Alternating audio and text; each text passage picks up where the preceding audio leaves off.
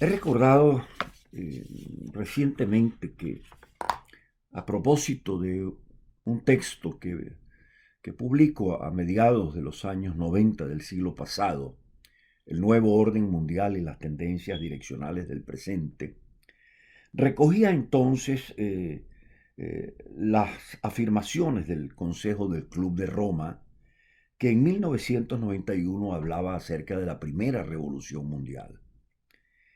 Y lo hacía justamente para advertirle a las élites intelectuales y a los dirigentes públicos y privados del planeta que una inadecuada comprensión de 1989 podía poner en peligro a toda la existencia humana.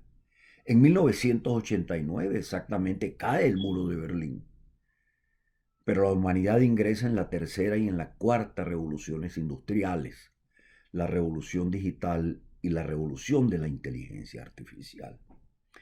Este último aspecto no es analizado en aquel momento al punto tal de que bastaba con el agotamiento de la experiencia del socialismo real para que autores como Francis Fukuyama predicase el final de la historia, hablase sobre la muerte de las ideologías y predicaba además que a partir de aquel momento el mundo no conocería confrontaciones, ni revoluciones, ni sufriría desengaños, porque la totalidad de los habitantes del planeta estarían más ocupados fundamentalmente de su bienestar, de tratar de fortalecer justamente las relaciones en el mundo de los mercados. Lo cierto es que ese final de la historia, pasados 30 años, que se cumplen justamente con el COVID-19, se ha demostrado que fue una gran falacia. Pero nominalmente, ciertamente, sí se puede predicar el final de la historia por algo que es central y que justamente no aprendimos en 1989. La historia se construye, la historia de los hombres, de los pueblos, de las sociedades, y cuando me refiero a hombres, incluyo a varones y a mujeres, se construye fundamentalmente en el lugar, en el sitio de encuentro, en la localización y con el paso del tiempo. Vale decir, la historia implica una relación necesaria entre el lugar en donde se vive, en donde se crece, en donde uno se desarrolla y la evolución de los tiempos que permite ir madurando realidades, crear tradiciones, forjar civilizaciones, moderar culturas.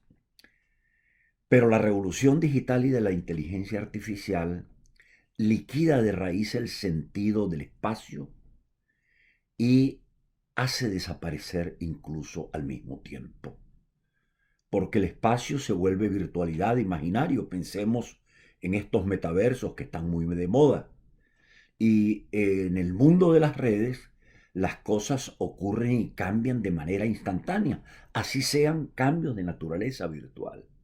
Con lo cual los fundamentos del poder de las naciones, que a su vez se transforman en república y se vuelven experiencias políticas, han quedado liquidados y no han sido reinterpretados y no han sido analizados.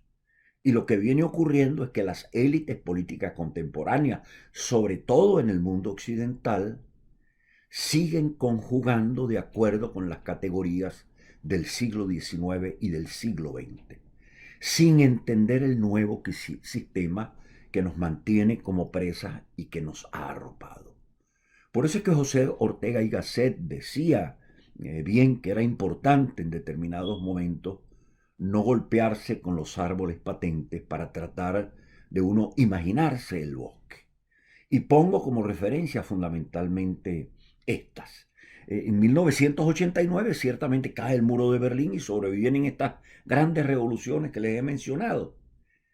Pero habían transcurrido para ese momento 30 años desde 1959, cuando tiene lugar justamente el ingreso de una experiencia terrestre en la Luna. Se inician los viajes hacia el espacio.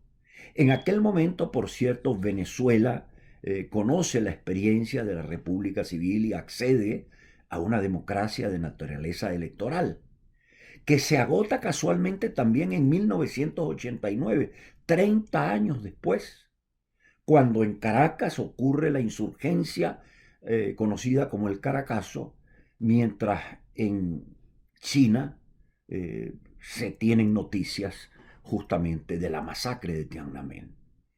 Y en aquel momento, así como se hablaba de arrestos de fundamentalismo en el mundo alemán, porque caído el muro de Berlín, el encuentro y el choque entre las migraciones de Oriente hacia Occidente y de Occidente hacia el Oriente, una vez que se abre la puerta de Brandenburgo, que destapa este tipo de fenómenos de xenofobia, Venezuela también vive en el año de 1992 una modalidad muy próxima a esta. No olvidemos que cuando ocurre el golpe de Estado del 4 de febrero de 1992, también se quiebra la historia política venezolana y latinoamericana. Hasta aquel momento, cuando los gobiernos civiles eran denostados por la opinión pública, insurgían las Fuerzas Armadas, daban golpes de Estado y se presentaba la Fuerza Armada como la reserva institucional de la nación para tratar de salvar al país y quitarlo de manos de quienes habían prostituido sus actividades. Pero en el año 92, quienes insurgen, los 600 y tantos oficiales profesionales y de carrera que insurgen, no lo hacen como Fuerza Armada. No lo hacen como miembros de una institución histórica como la institución militar venezolana, heredera de libertades. Lo hace como una logia fundamentalista que se autodenomina bolivariana, lo que en cierta forma indicaba que el molde del Estado, el molde de la República, se estaba agotando o se había agotado y los actores sociales y políticos comenzaban a buscar nichos primarios y fundamentalistas dentro de los cuales explicar su comportamiento político, su comportamiento social o cultural. Estas consideraciones las hago justamente porque se han cumplido 30 años desde 1989 y se abren otros 30 años con la guerra de Rusia contra Ucrania, en donde Rusia, junto con China, le ha dicho a Occidente, un Occidente que ellos ven declinante, que sus civilizaciones son milenarias y estables y están llamados justamente a conducir el proceso de globalización.